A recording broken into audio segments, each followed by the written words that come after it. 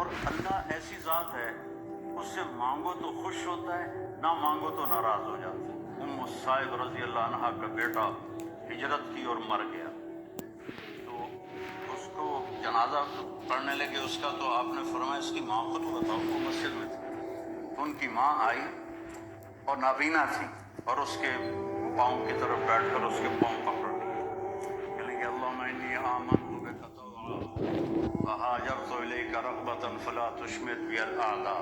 اے ترے لفظ اس سے بولے کہ اللہ تیری محبت میں ایمان لائی، تیری محبت میں گھر چھوڑ کے مدینے آئی، جو ہونے سے بچا۔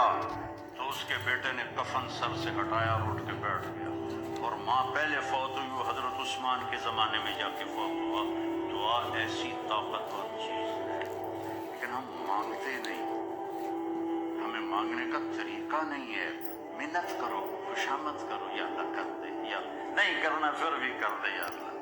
ایک بدو اور وہ حج میں نا مینا سے دوڑ لگائی اس نے، وہ سیدھا پہنچا طواف زیارت کے لیے، اور طواف کر کے بیت اللہ کا پردہ پکڑ لے، یا اللہ بعد رش ہو جاوے گا تو مینوں پہلے معاف کر دے،